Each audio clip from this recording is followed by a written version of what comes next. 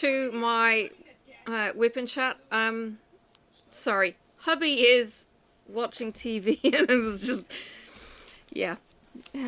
It's the TV, I swear, is swearing. Anyway. Yes. I plead, is it the Fifth Amendment? Is that the silent one? I'm going to use a four-placer and see how we go. Alright. News. Okay, I have, look, yes. I have rosy cheeks. I've had wine with my pizza, which is dinner tonight, which is all kinds of screwed up because we don't normally have pizza on a Monday night. Anyway. Unless we don't have roast on Sunday. But we didn't have roast yesterday, Mother's Day. We had pizza. Because hubby was rebuilding my computer. And asked me to make myself scarce for the duration. Yes. So I've been away for 2 days while he's been playing with his bitches. Playing? It's games for him. How dare you, madam? How dare you? And he wonders, okay, I'm going to be jumping all over the place. Sophie tonight called me madam and told me something about... Well, I better repeat it because she repeated it. Anyway, she called me madam because he calls me madam. He cracked up. Absolutely lost it. Lost it big time. Very wrong. Putting a something else old actually in her place. Yeah. Madam. It was actually quite funny. Thou shalt not, madam. Yes. Oh dear. So she's all kinds of giddy. All she's had is pizza. She hasn't actually had sugar tonight, but does that make a difference to her? I'm not sure. What am I doing? I'm doing the hourglass because I'm filling in the big gap here. This is just in the wrong place. Anyway, what has been happening for this last week? Well, there's been quite a bit happening. It's been moving and shaking. Let's just say that. Work has been going okay. I mean, yeah, I went to work exhausted. I don't think I slept very well last night. I think his nibs kept on waking me to tell me to roll over because I was snoring on my back. Of course, it's nothing about him snoring on his back, but that's not part of the story. But anyway, so I don't think I slept very well last night, so I was particularly tired today at work. So I may end up having an early night tonight. Yeah. Yay! Yeah. I'll dream. I'll probably get to 10 and I'll still be kind of going, what am I doing? That's not early. No, 10's not early. Anyway, it's currently 7:25 p.m. on Monday, and I hate recording on a Monday in case shit goes wrong and I'm running out of time then. But anyway, so look, in the last week, what's happened? It's been our wedding anniversary, and I am going to jump all over the place. It was our wedding anniversary on Saturday, and hubby made me a coffee and gave me a coffee with no title on it or anything else. He couldn't think of anything, and I don't know if it actually had a picture. No, he just had a brain fart. He had a brain fart, could not think of... Yeah, and it just didn't pour properly, so we didn't get a picture. So I said happy anniversary, and he goes, crunch, crunch, brain crunch. And it was like, oh, right. That would explain why I got a reminder on my phone saying something about photos and... Yeah. So, he's been very preoccupied for other reasons, yes. Let's just leave it at other reasons. And, yeah, not with it. So, yeah, anyway. Our anniversary, and he's telling me in advance to piss off out of here, effectively. So I planned my day with Sophie to go and get my nails done. Hang on, this was for your benefit. Yeah, I know. Shut up! Oh, God. So anyway, I was getting my nails done. So look, these are my nails. I ended up getting grey and silver. Let me zoom. Sophie, stop playing with my cable. No, it's a snake. Well, she's going to get a slap with the snake. So there are my nails, okay? So, you don't want to do that because it might hit something in the eye. Silver and grey. Excuse me.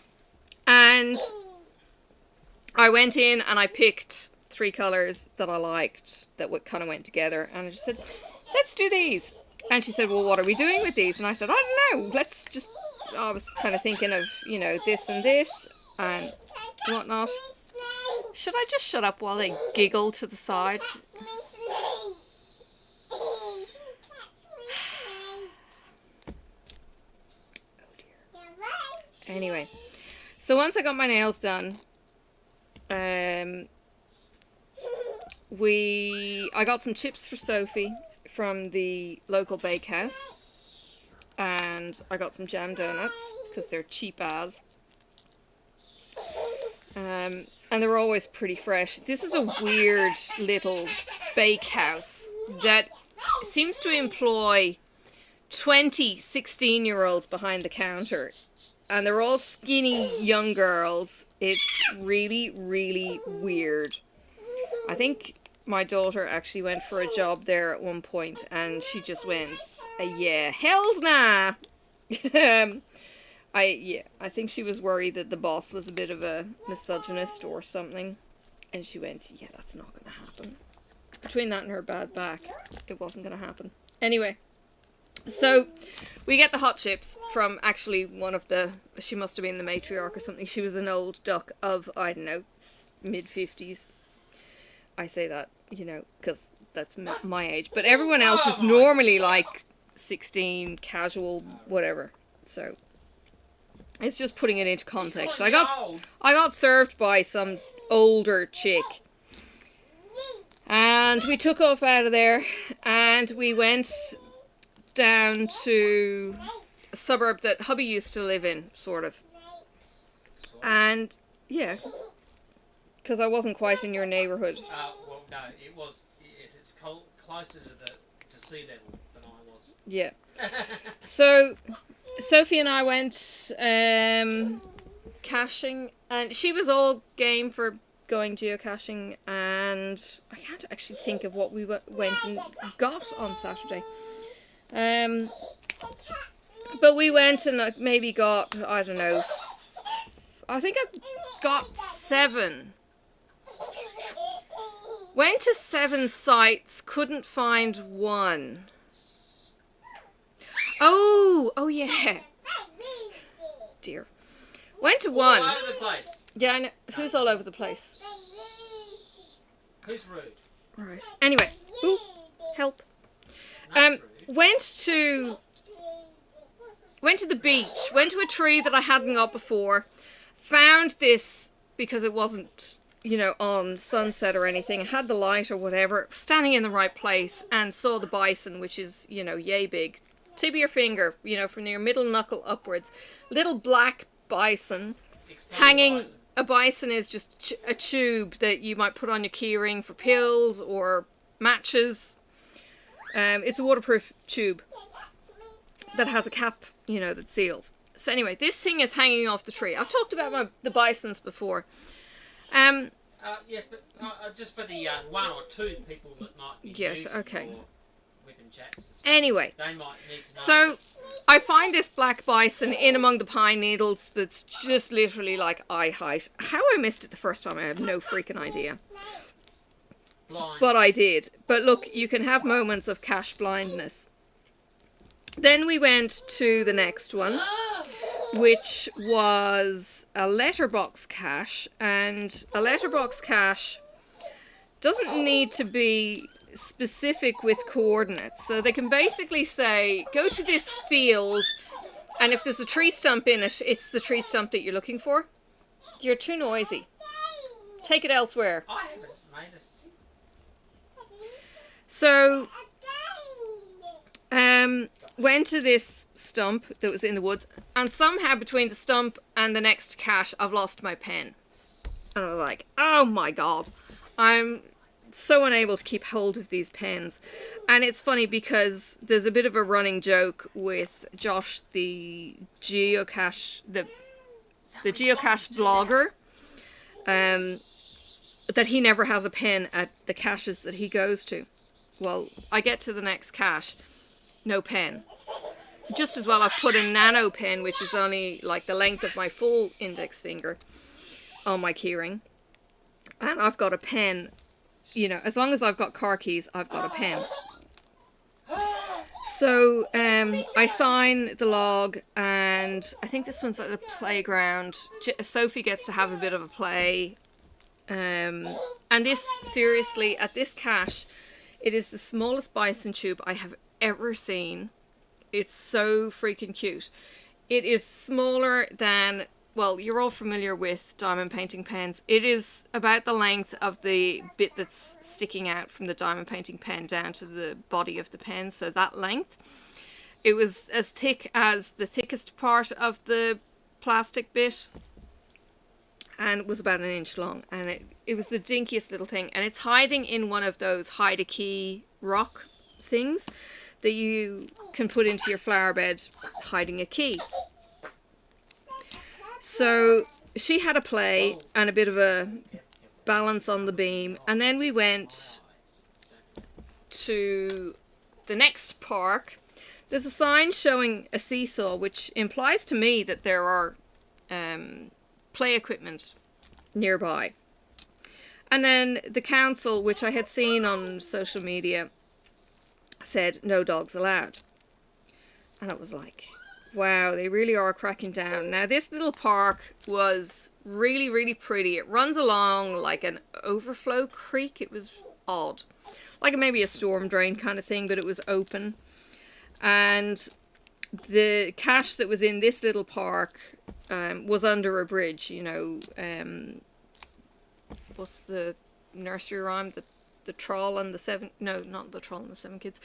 The Billy Goat's Gruff. That one, you know, trip, trap over the bridge. Well, under the bridge is a magnetic cache, which is just a little Systema, you know, round about, you know, 4-inch Systema tub. They're made in New Zealand, love. Yeah, I know. The Americans know what they are. What? They do, apparently. So anyway, No, I don't get this little Systema that's been spray painted black. It's under the bridge. And it's find a sealed that. plastic container. And it's just a Tupperware kind of container. Oh, gosh. Then, from one brand name to another. Yeah. Walk to see if I can find this park for Sophie. And look up if there's another geocache anywhere nearby. And there actually happens to be one within walking distance. So we walk down to this geocache, which is across the road. And get that. And when we get to this cache, it's an Eclipse tin. So it's a mint tin. That's, you know, it's long and skinny. I don't know if you've got Eclipse mints. I think we're going to get in trouble. I don't know how I would actually describe it. It's, you know, it's bigger than a Tic Tac container, but it's metal. They're quite popular as geocache containers. So we get there, and there's this Eclipse tin stuck on the metal sign. Let's take the fun out to somewhere. And Sophie's room. yeah, take the fun to Sophie's room. The fun to Sophie's room. Bye, Mummy. Bye, Daddy. Ah, dear. So we get to this, and I try and grab it like I grab any other Eclipse magnetic tin. Nope, this thing is stuck solid, and I'm going, what the hell? I hadn't read the previous logs because this wasn't hard to find. So I'm pulling on this mint tin, and it's not moving. The magnets on this thing would lift a damn car. They're so strong. Damn it. So anyway, slide it off. Sorry, I hit the box, not the keyboard. Okay. Slide it off so that it loses its connection with metal. And have the cache in hand, sign it, and, you know, Sophie's all happy. And we walk back through the park. She's starting to get a little bit tired at this stage. And I notice that she's flagging. And it's like, oh crap, right. So we go to the next geocache, and I think this is the last one that we were going to do. And it's basically a metal street sign. Park sign even, for showing that there's a walk nearby. It's on the back of a kind of reserve area, and they have these reserve, so They basically have tried to, the councils have tried to preserve the hilltops all around Hobart as non-residential to a, you know, to a certain point on the top of the hill. So the top of the hill might be here, and the houses are only allowed built to here. So the top of the hill remains treed. I don't quite know why they've got this theory, but that's the theory that they've got. They've got it down in the posh suburbs, Sandy Bay, and they've got it over on this area, although it is getting more and more developed. But that's how it is. So there's a sign just saying this park is here, and there's some trails that you can walk up. So I get to this, and I'm looking for another magnetic cache, and I'm going, I'm not seeing it. I'm not feeling it. And I'm about to give up. And now I'm stubborn as all get out, okay? So I don't want to leave it. And eventually I think I looked at the previous logs and somebody said they'd found it, but they couldn't open it. And I'm kind of thinking, what the hell? Anyway, I do a last sweep and I managed to find this thing. This freaking cache. It was the size of this coffee bean, okay? It was freaking tiny. They had painted it in camouflage paint.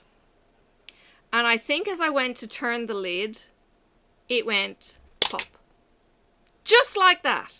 Seriously.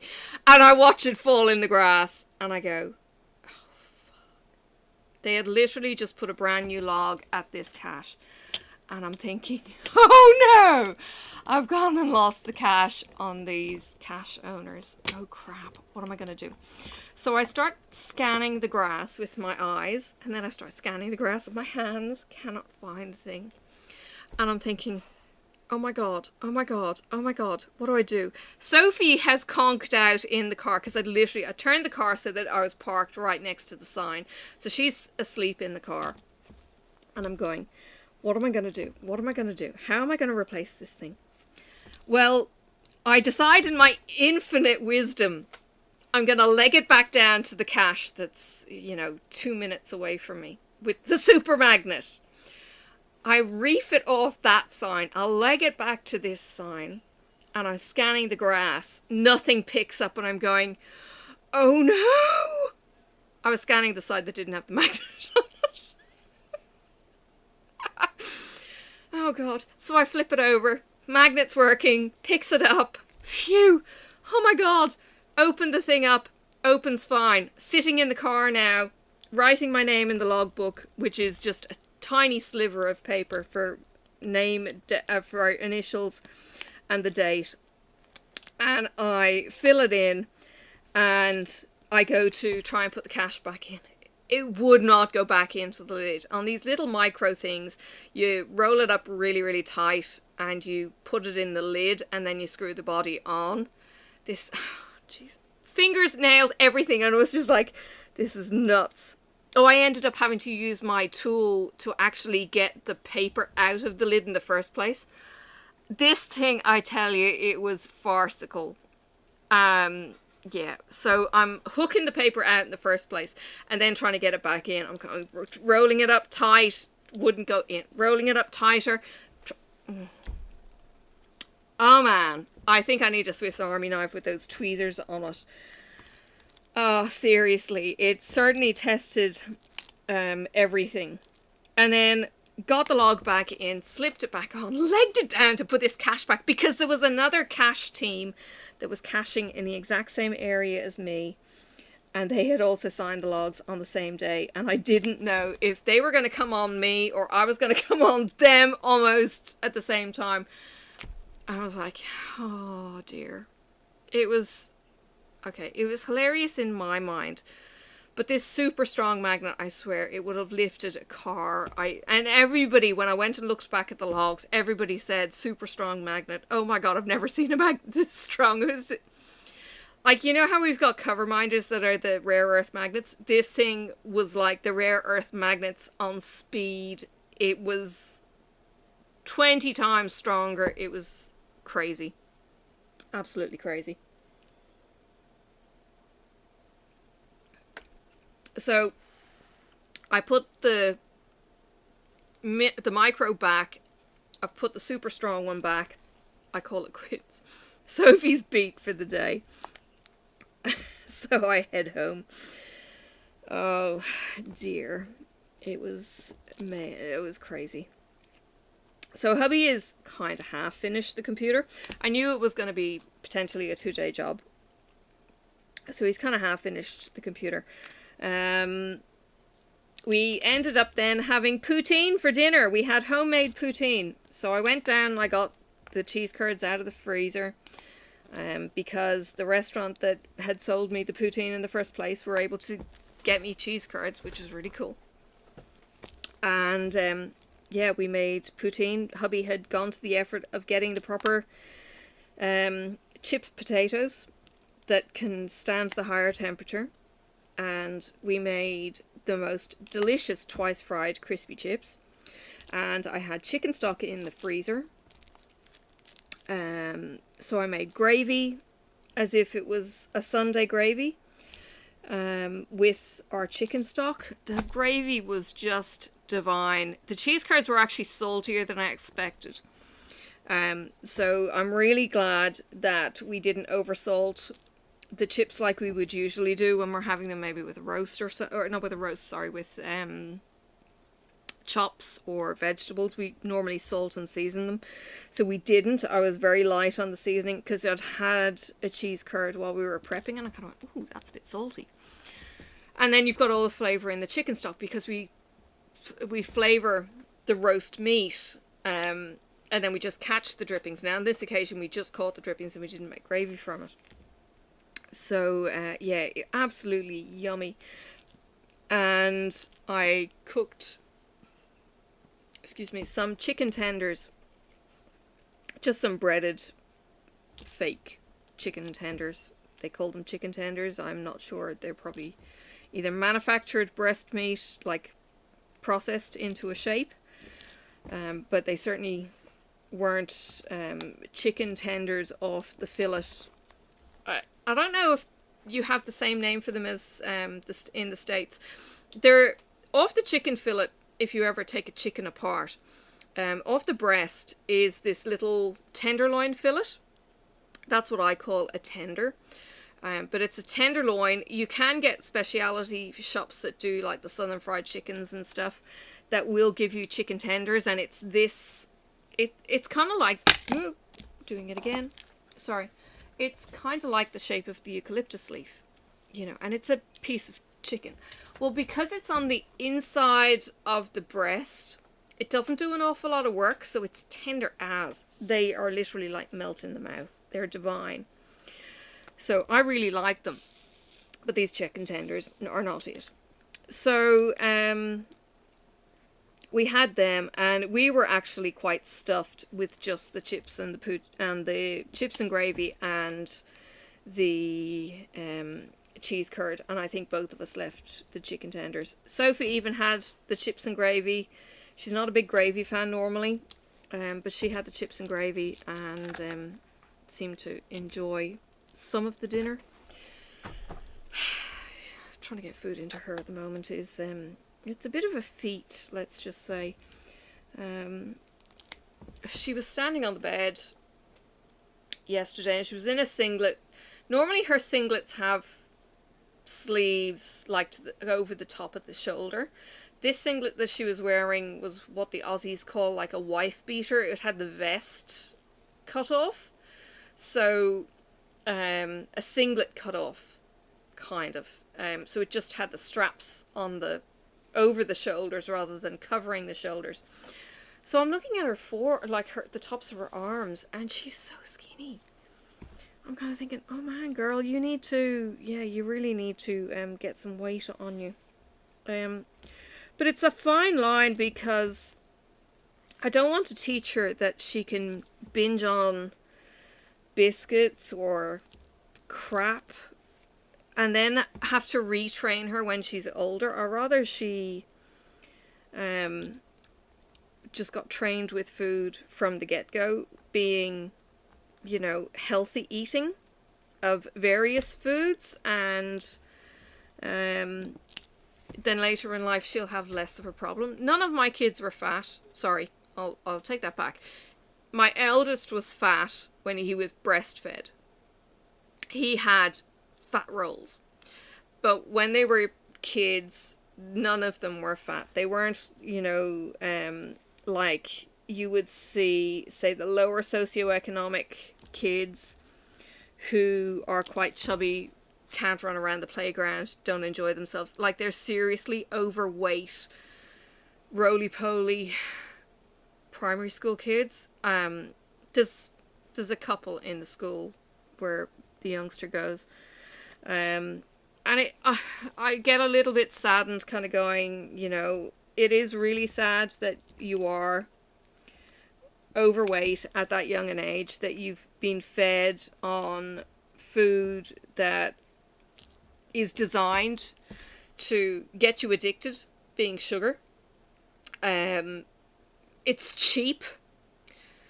Like I've said this to colleagues, you know, at work, you know, you go for a lunch. I don't want to spend much money on lunch, but the cheap food is the greasy spoon crap. It's $2 of fries and some chicken wingdings, or it's some fish, or it's a greasy burger or something. And that's the cheap food. The expensive food is the good food, the food that's got all the salad in it, or it's crazy. It's like, to eat healthy costs you money.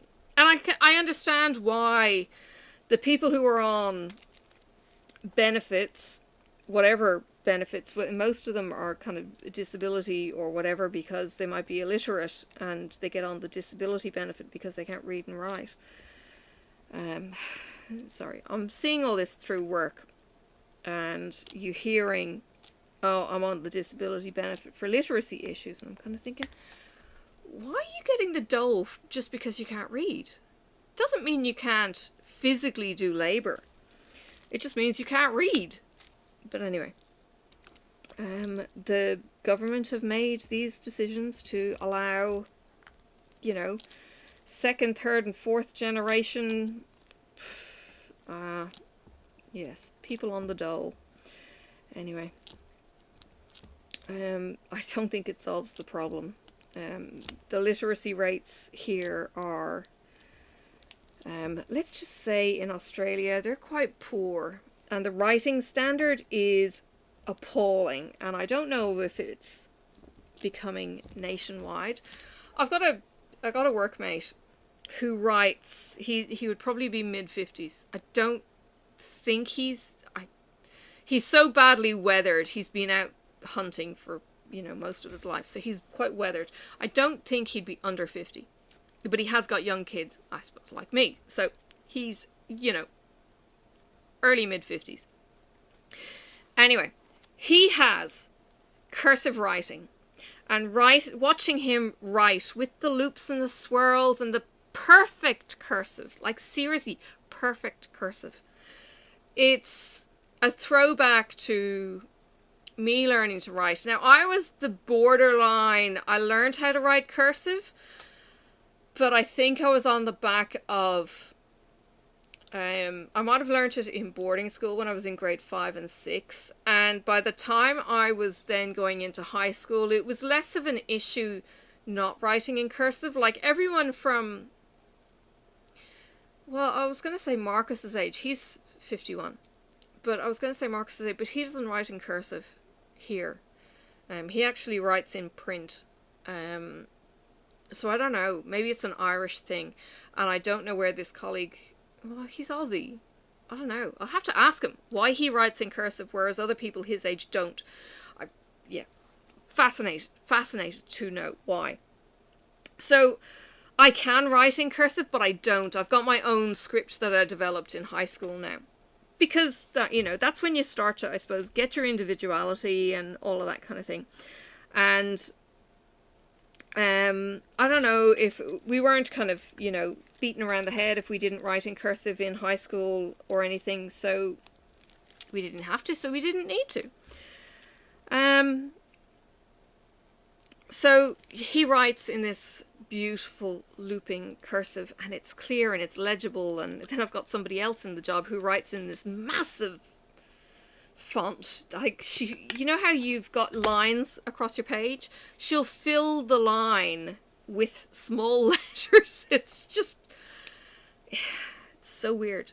And then I've got another colleague who has the most beautiful writing, but she does these funky swirls on the D's or something weird.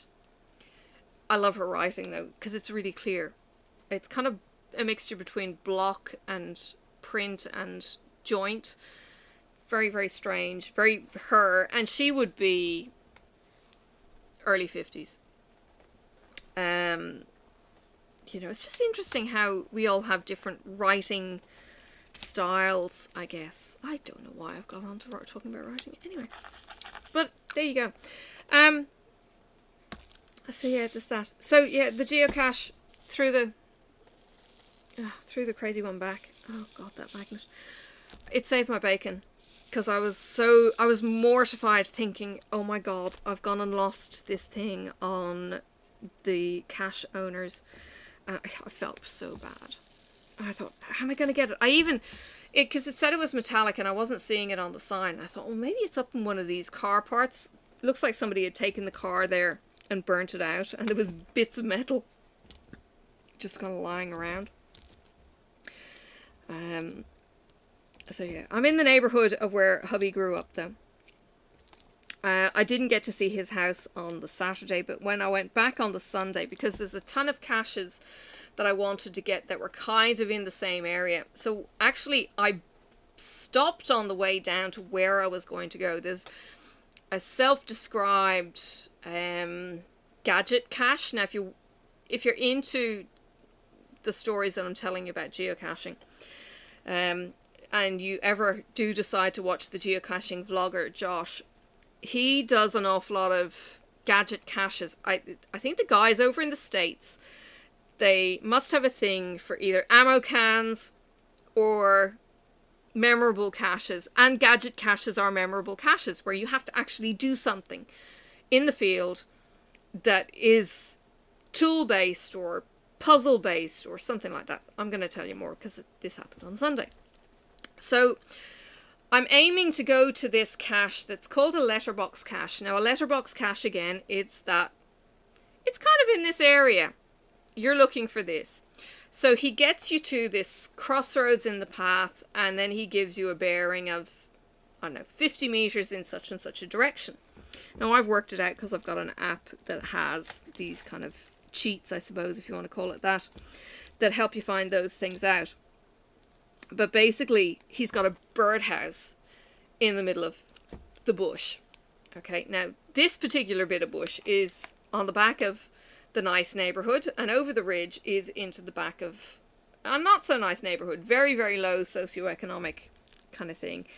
The kids down there have nothing to do because their parents have been on pensions and they don't work. And they've got this ethic of, well, the state will pay for us to drink and smoke and not read and not write. So we're not going to put the effort in. So, yeah. They get bored and they burn out cars. They steal them. They dump them in this bush area. Like they literally will drive a car into the bush area and burn it when they get there. So when I lived down this direction, the amount of car burnouts on this hill was, you know, it was ridiculous. Really, really ridiculous. My kids were in a private school in this suburb, so I was there quite often. Bloody expensive school in the shittiest of suburbs.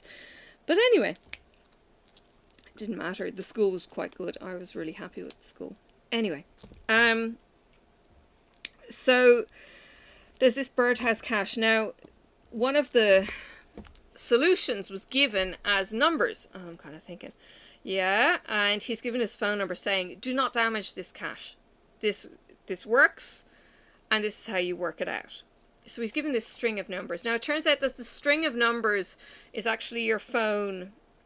I don't know if you're into coding or not, and I'm really sorry if I'm boring you stupid.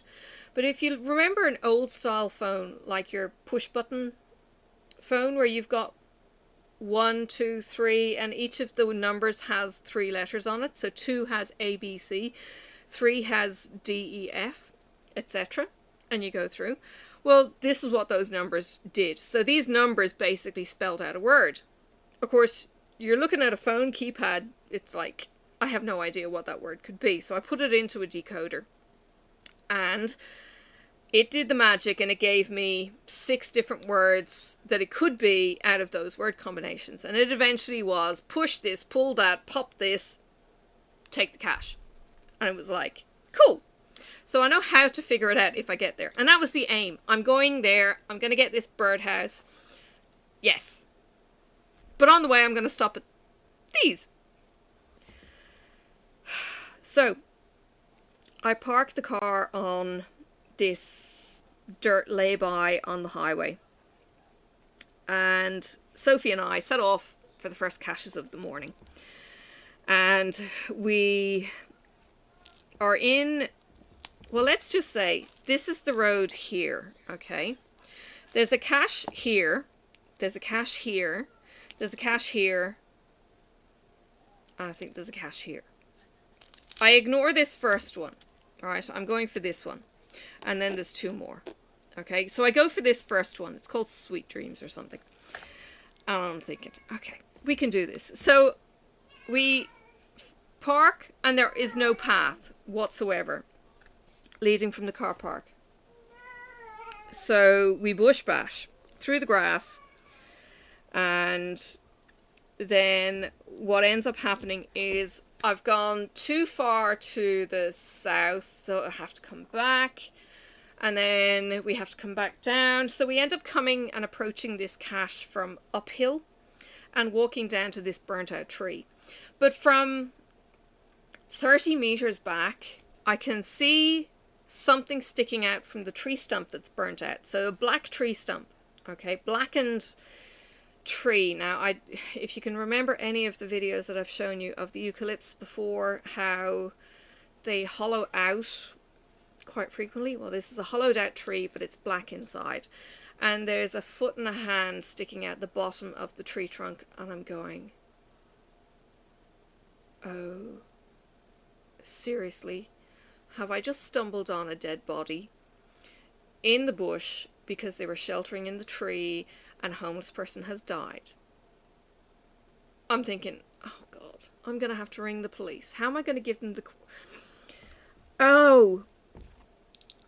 So I approach it, and as I'm coming down the hill, I see a bundle of white bones, bleached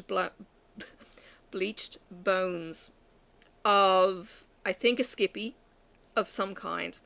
So it's got a tiny skull that's, you know, yay big. Okay, so the size of my fingers there. Okay, and I pick up the skull because now I can see a bit more of what's down here. And I don't know when the cache was put out, but it was probably put out around Halloween. So I get down and I can see it's a fake foot, and I'm really hoping and praying it's definitely a fake foot with this manacle around the something or other. I get down and there's fake glow-in-the-dark, yeah, glow-in-the-dark spiders stapled into the wood, and a Halloween thing with spiders all over the Tupperware kind of container that's actually quite a big, it's 2-liter lunchbox, and little black spiders glued onto the outside. And I'm thinking, oh, I hope to God that none of these are real. Didn't want to touch anything. It was so creepy, seriously. And of course the sweet dreams are all about nightmares, not anything happy, warm, fuzzy, or anything else. And I'm going, this is, yeah. Get this cache and get ready to move on. So I open up the map and I see, well, how close is this cache to us? Could we walk there? Or do we have to get back in the car and drive to the next bit? But no, it's showing 150 meters or something. And I had already checked out this one, and it said it was a field puzzle and something about needing 2 heads, potentially. So I was confusing the one that we went to with the one that needed 2 people. So I get to this tree, we approach down a trail, we finally find a trail, and I approach this tree, and there is a piece of PVC pipe. Now, I don't know what you call your plastic down pipes over in the States or anything, but PVC is just, it's a round 2-inch pipe. And there's 2 holes at the top at one end, 2 holes at the top at the other, kind of like a, you know, tin whistle kind of flute thing. She's got his pockets. There's a cap on both ends, and I'm thinking, okay, one cap is actually screwed in, the other cap is open. And I'm thinking... We've done stories and we've done teeth. Is she in her pajamas? No, she won't go. She needs to be in her pajamas. No, sorry, I haven't been able to do it. I'm going to the little room. Right. Bye. Bye. Have fun. So... I feel like a complete idiot. I'm asking Sophie for help. And I'm kind of going, can you hold your fingers on these 2 holes?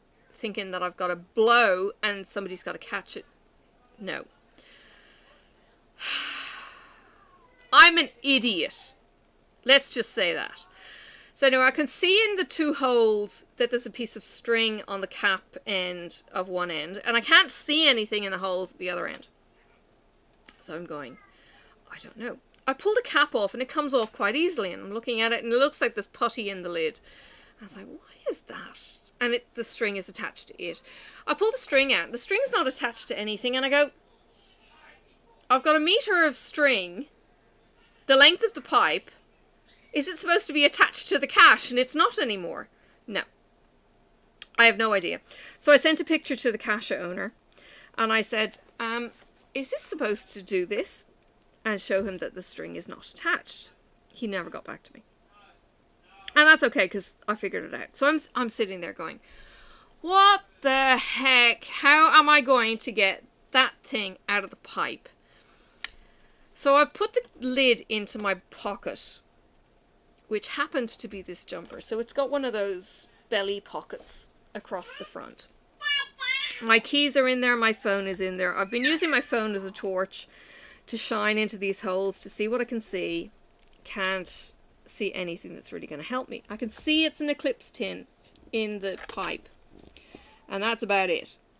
And I thought it was on wheels. No. And I thought it might have been light enough to, you know, blow or something. No.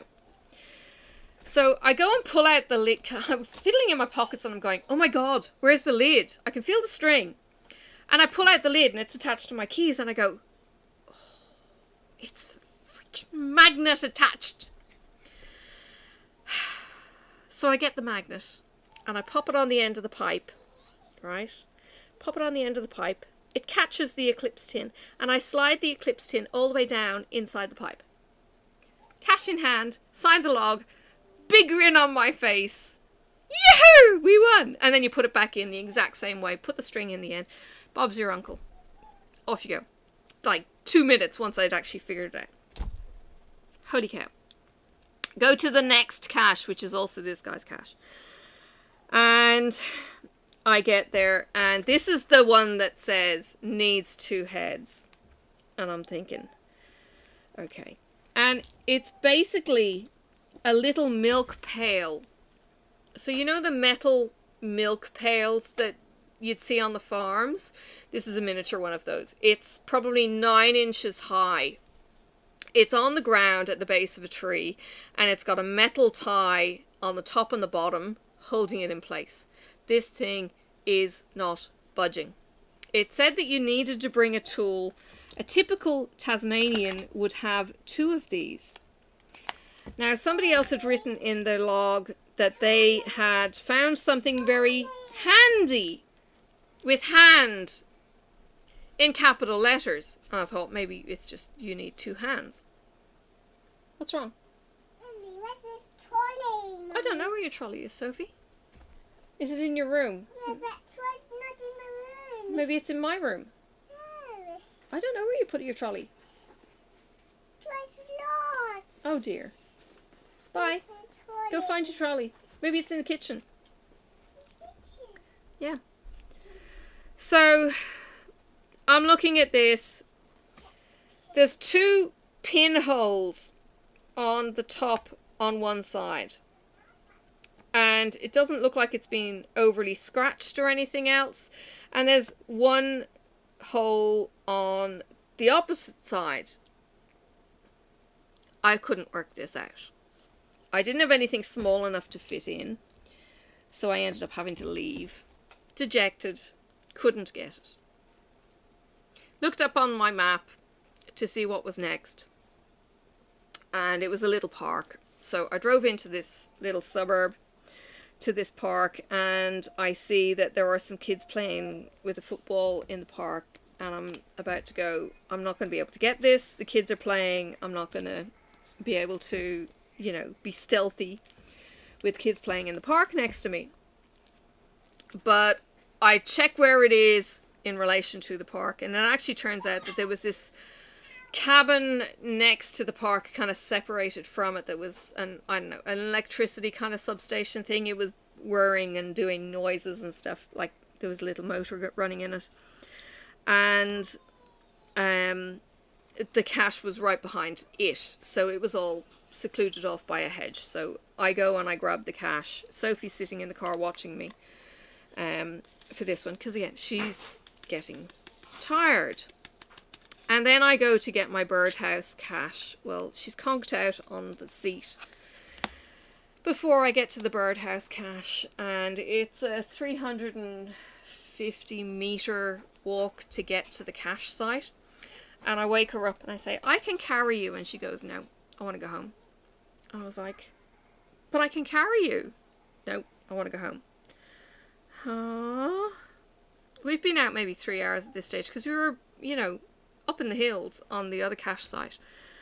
So she's put in a fair effort. It's not like she's, you know, wimping out on me at the first occasion. So I go, well, I'm not ready to finish. And I'm thinking some of the other caches might actually be approachable from next to the car. So we drive down to the end of this little point and check out the next cache. It's at a bus stop. It says you do need a tool to extract the cache. I think you need like a coat hanger or something to reach down into a drain where there's a twisty pipe or something. So yeah, couldn't get that one because I didn't have any tools. The next one we go to, there's some guy sitting there in a blue SUV, and he sits there, not budging. And at this stage, Sophie's woken up, and it's like, far out. So I've got this ignoramus who's sitting right on ground zero, so I can't even go fossicking around to find that one. This is right next to the car, almost. And it was like, dagnabbit. What's wrong, Sophie? Did you hurt your head? Oh. Oh dear. You okay? Yeah. Ow. What you doing, I'm Mommy? recording, Sophie. What you doing, I'm recording, and I'm doing some diamond painting. Mommy? So the next one I look up is on the trail. There's no way she's gonna let me go and go to that because she doesn't want to walk. Now, it's not a drive-by, put it that way. It's not far off the path. I drive down and it's not far off the path, but it's far enough that I'm not leaving her in the car. And she wasn't going to do... Don't you dare! She threw my geckos. One of them has gone missing now. This is one of my geckos. Marcus 3D printed the gecko. And they're for putting into the caches as, you know, toys. Anyway. So we go to leave, but there's one more cache at a park. And I go, can we go and look at this when it's at a park? And Sophie's kind of, yeah, let's go to the park. So we go there, and the clue is capped. I'm thinking, okay, it's going to be one of the fence caps around the park. So I'm looking and I'm trying to pull these things off, and they're all pretty stubborn. So then I try and get one of my key rings and lever them off, not finding anything. I get a phone call just as I'm getting to this particular one, and it's my son, my youngest son, who used to come geocaching with me, funnily enough. And he rings me to tell me happy Mother's Day. The only one of my older kids to say anything. Of course, Sophie's too young. She doesn't know what the hell Mother's Day is, because it's a commercial kind of thing anyway. So he's wishing me Happy Mother's Day, and we're, you know, having a chat. And I left that cap that I was at. Well, that was the one that this geocache was in. And I had eventually lifted it up, and there is the little geocache sitting there. So I'm all happy. I've got the last cache of the day. Win! Woohoo! And Sophie is playing like a lunatic on this wobbly koala on a spring at the park. And the fastest slide in the West that you've ever seen. She comes shooting down. It's only a little slide. She comes shooting down this slide that's probably as tall as me, maybe 6 foot tall, from the top to the bottom, and she goes shooting off and literally lands 2 feet out from the end of the slide on her butt, having, you know, shot down this little slide. She does this kind of like again, and goes running back for more. It was hilarious. Tried to take a picture of her on the koala, and by the time I go click, she's jumped off and she's going to whatever else. She did not want to leave this park. I was like, oh my god, you're telling me you're tired, but you won't come to the cache site that I want to go to. I'm all sulky. Yeah. Oh dear, it was terrible. So we leave. She's in tears, and I'm going to leave you behind and take Flopsy and leave you here. So I haul her into the car and we start heading home. And we come home, and because there's no roast organised and hubby's all, you know, out of sorts because of life, I ask him if he can do pizza, you know, for Mother's Day. So we have our Saturday night pizza on Sunday, and we've just had our leftover pizza tonight. So, yeah, it's all good. Oh, dear. I did have a interesting conversation after work today. I had a session with, I'm actually not quite sure what they are. Anyway, it's basically this kind of counseling resource coaching service that work have available, and she's, you know, trying to find where I'm coming from, what I want to do from a coaching point of view, and that kind of thing. And she's talking to me a bit about depression and saying, well, you've had a bit of, you know, a bit of life happen to you. How were you from a depression point of view as a teenager? I said, well, I was a bit of an angry teenager because Mum was sick, and, you know, then I was an angry teenager, and, you know, I'd disappear in books, and I'd get depressed after, you know, going camping with Scouts, blah, blah. And she goes, oh, sounds like you've had depression pretty much all your life. And you now have the chemicals, hormones, and everything else. That means you are predisposed to depression. I'm kind of going, but it was never an issue up until my ex decided to be a tow rag.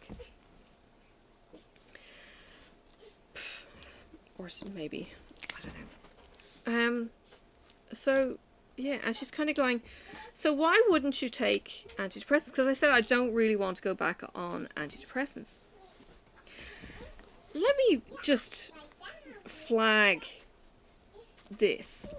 And this isn't something that's necessarily talked about. And if you're still with me at the hour mark, well, here you're in for the juicy kind of talk. Antidepressants, as a rule, they shut off your libido. They shut off the ability, not the ability to have sex, but they shut off your ability to climax and enjoy sex. Now, I don't know where any of you might be at, whether you've got partners or whatever. And this is no judgment on anyone else. This is just, I suppose, my experience over the years.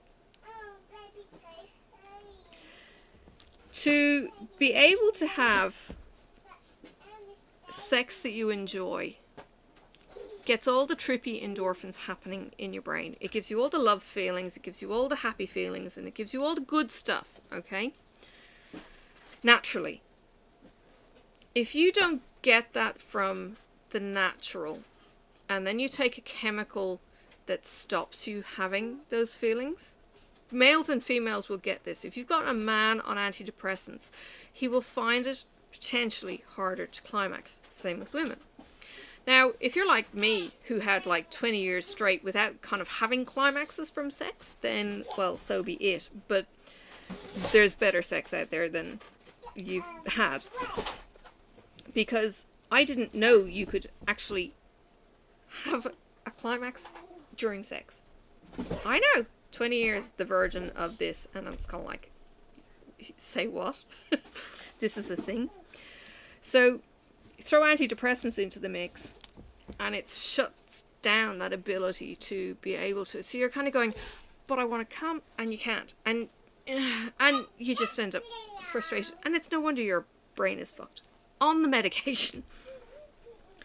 And, you know, there's the whole Freud thing, kind of, oh, you know, sex with your mother or whatever the stupid ass crap he was spouting. He was a Fruit Loop. But I think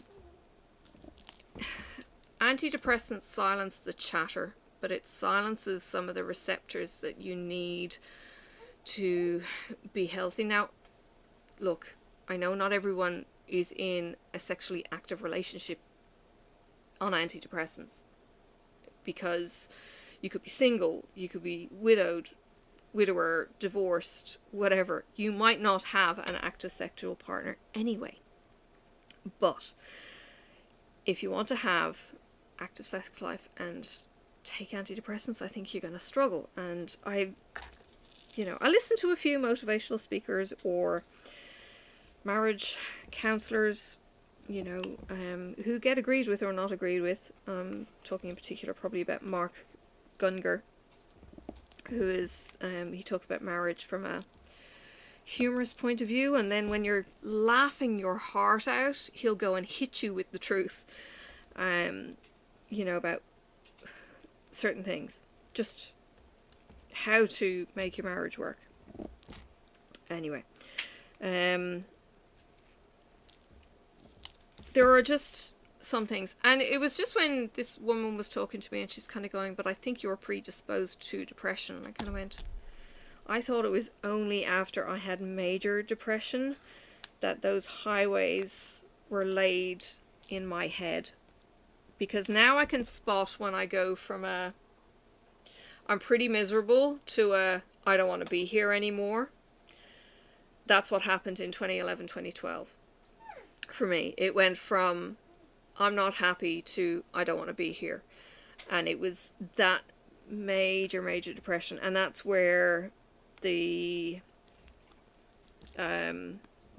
gaslighting, narcissism all kicked in with the ex, and I was losing my mind, literally losing my mind. And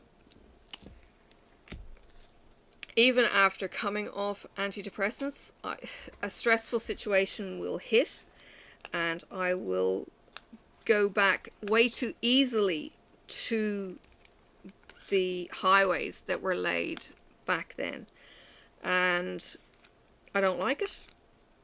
And I understand if somebody says that they have these dark thoughts, and how, we talk about the black dog, and I call her the black bitch because I had a black bitch. I had a spaniel, and she was the best black dog I've ever had, to be honest. She had so my heart, this girl. So I've almost tried, there's a few books actually on the black dog, and they depict it as kind of like a black Labrador. Well, she's my black bitch, and she has just the most adoring look in her face. And if I think of it when I'm doing my post editing, I'll add in a picture of her here. And it's almost to, well, not to show that depression loves you, because it sure as hell doesn't, but just to kind of show me that maybe there's some hope. Excuse me, dry mouth.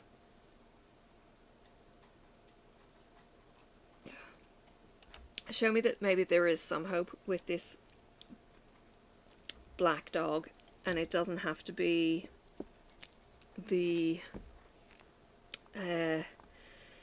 debilitating kind of kill me now, get me out of here, I want to check out thinking that can so easily invade and take over the thoughts. And she's kind of going, well, you know, how would you think if you were to tell somebody else that they might need medication? I'm kind of going, I'd probably tell them they might need medication.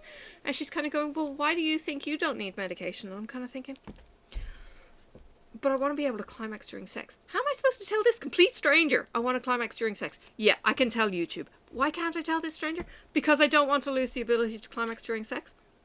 When it's hard enough to, you know, enjoy sex sometimes. Going through perimenopause and all that kind of crap. And I don't know.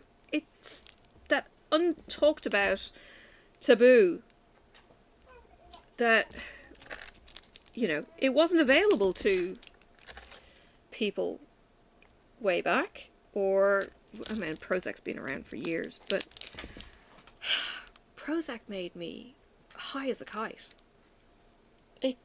I buzzed on Prozac.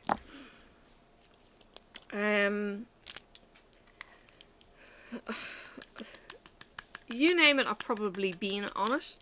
Some periods longer than others. I actually started on Prozac, got off it because it was making me ping. I said to the doctor, I said, this is just, I can't sleep. You know, it was like speed. Sophie, can you stop? No, it's not a toy that you pull. Put it down. It was...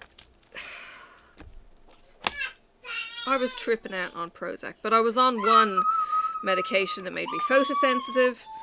I was on another medication, may have been the same one, just maybe a different dose, and I was getting head spins. So I'm driving home one day, and I'm getting the vertigo head spins, and it was, oh, my ex used to, you know, jokingly say, or call these the wheelie beds, where you'd be so drunk and dizzy that you'd lie down on the bed and the bed would spin. It was that kind of feeling. If you've ever had vertigo, you know exactly what I'm talking about. But it was like this, whee, you know, eyes rolling into the back of your head, kind of spinning as if you're on a not an arcade, a theme park ride. It was that kind of head spin. I was getting this driving down a road, and I'm kind of going, this is trippy. Yeah. Don't recommend it while you're driving, though. So, I think it was only after I was going out in the sun for like 5 minutes, because, again, I had to keep on upping my dosage because the ex was going psycho again. And I'd upped the dosage to the point at this stage where I was photosensitive, and I couldn't go out in the sun for more than 2 minutes without my skin feeling like it was on fire. Like I'd literally had a bath of chili. I was scratching my skin off, and I was kind of going, I'm burning. Turns out it was a reaction to the dose of medication I was on. Now, my doctor was amazing, as I said, and will always say, he saved my life. You know, I went to him initially with a cold. I was so worn out with work. I was a mess. I was just beaten. I was physically at the end of my tether. And I went to him with the cold, and I went back to him 2 weeks later and said to him, I think I've got depression.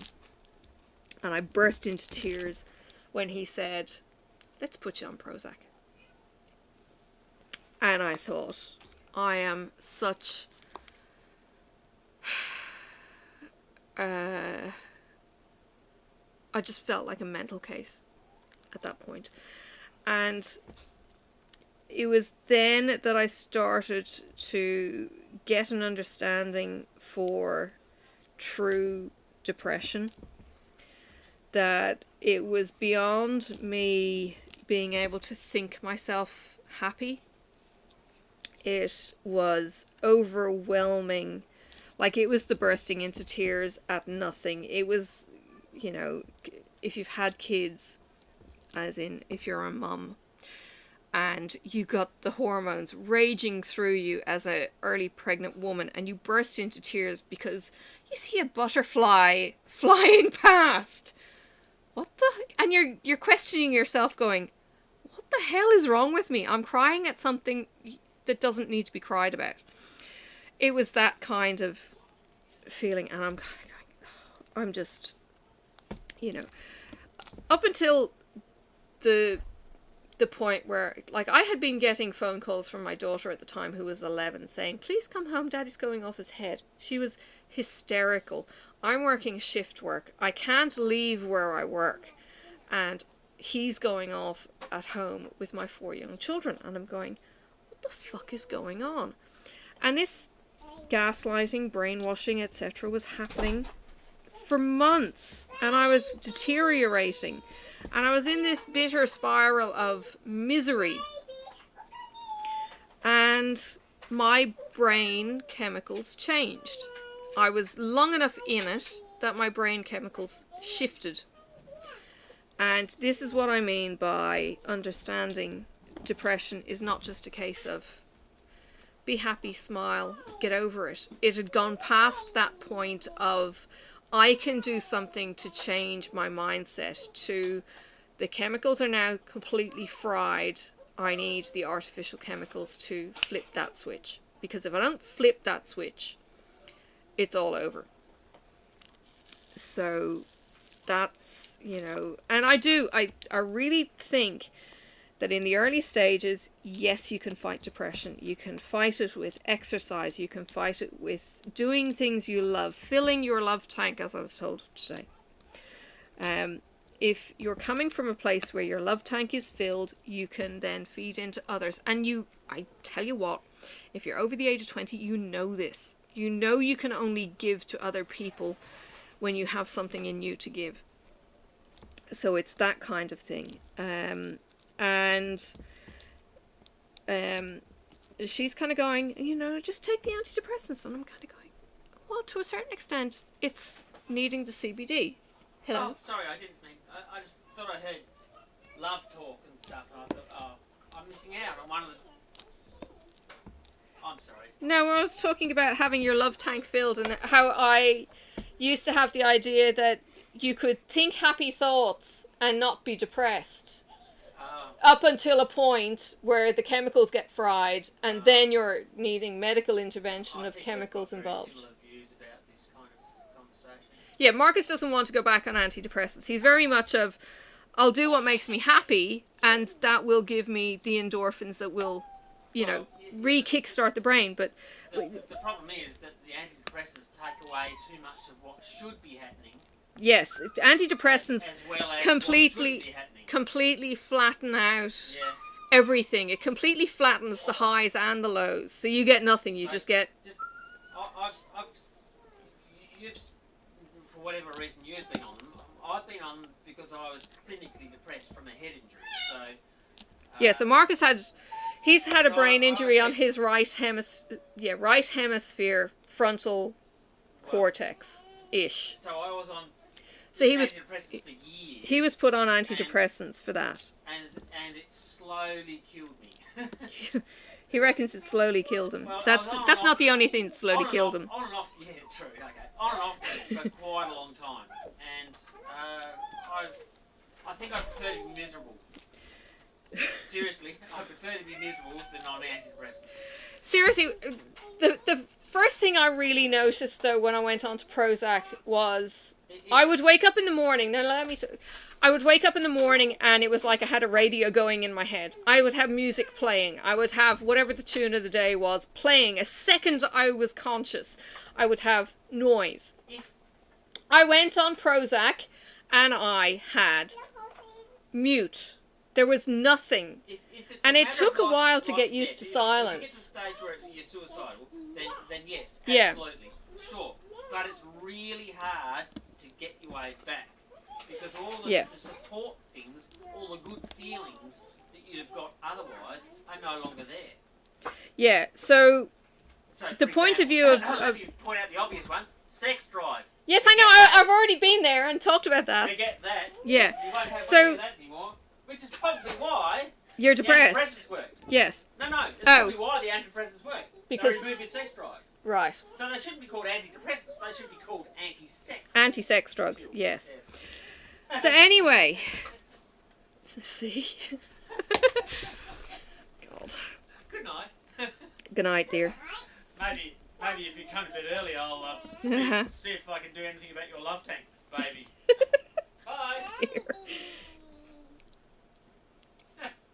You can cut that bit out, right? Yeah, you play with your pony, baby. You can cut that bit out, right?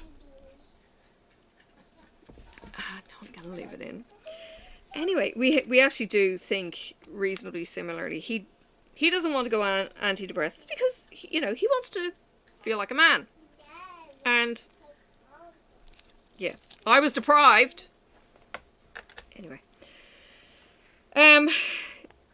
if what I am saying triggers you or makes you have a light bulb moment and Seek help. you want to have someone to talk to, please don't feel that you have to put it in a public comment. My links are in the description for private email, for my Instagram so you can direct message me, for my Facebook page so you can message me there.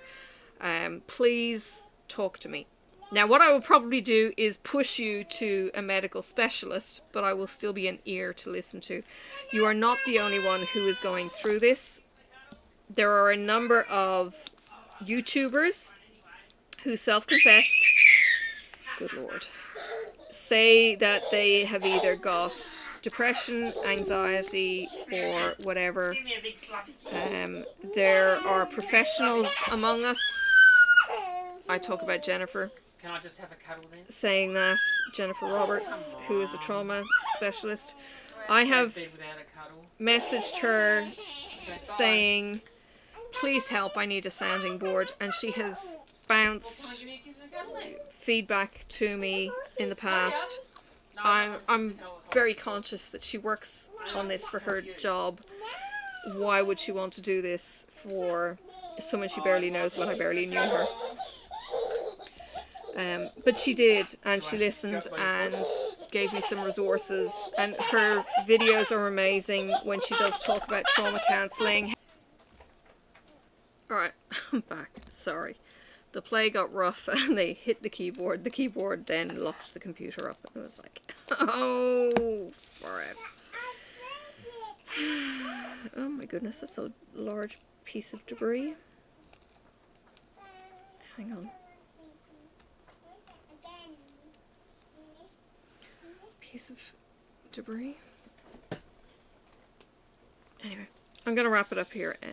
But as I think I was saying, if there is anything that you would like to talk about and you need some privacy to do that, please know that I am here for you. There are other creators that are here for you who share their story too. So if you need to reach out, please do. Understand that we will probably bounce you to a professional because we're not professionals.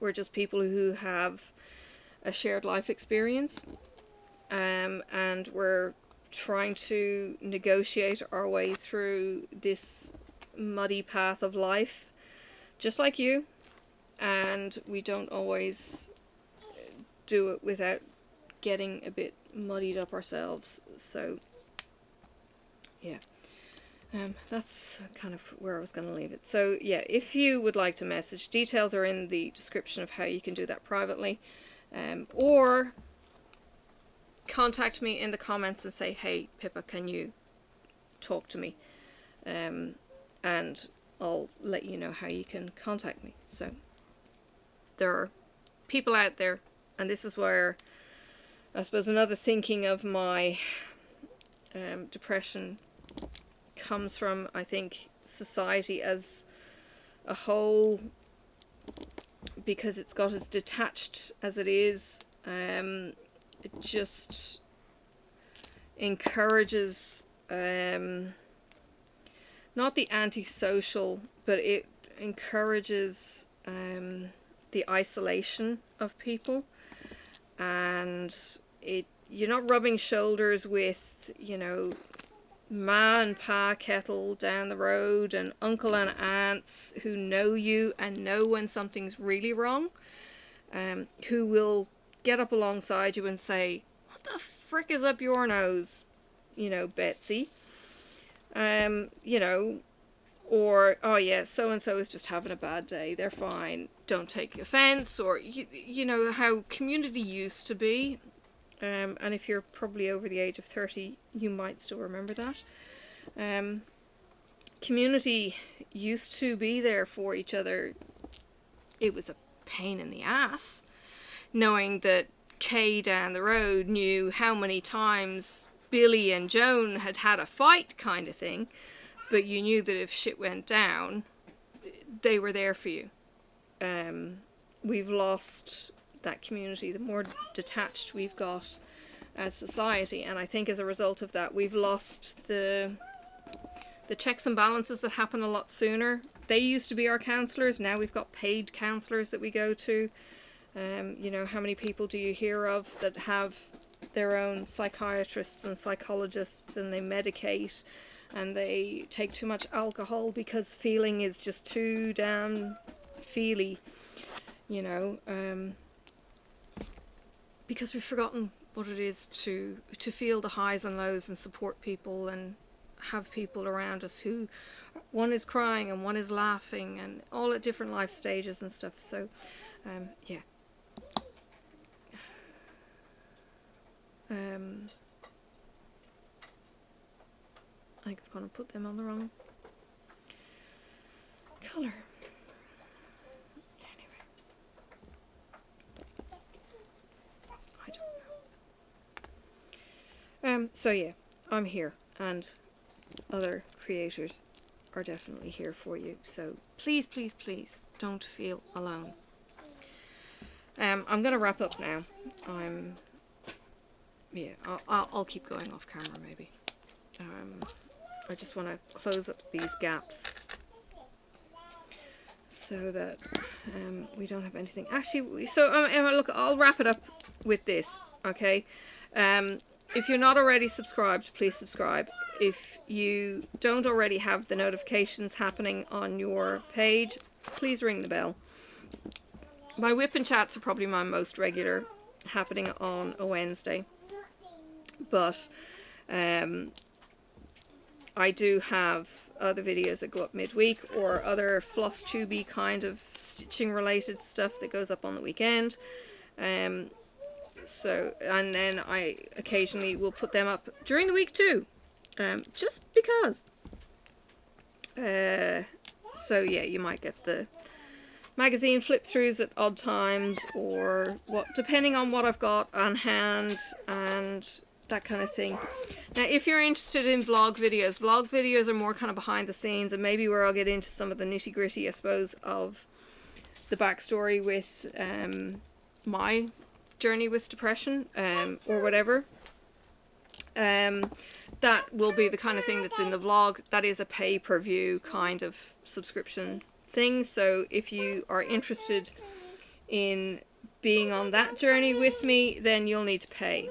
And I'm not making any apologies for that. I want to have it private. I want to have it exclusive. And I want to protect my story.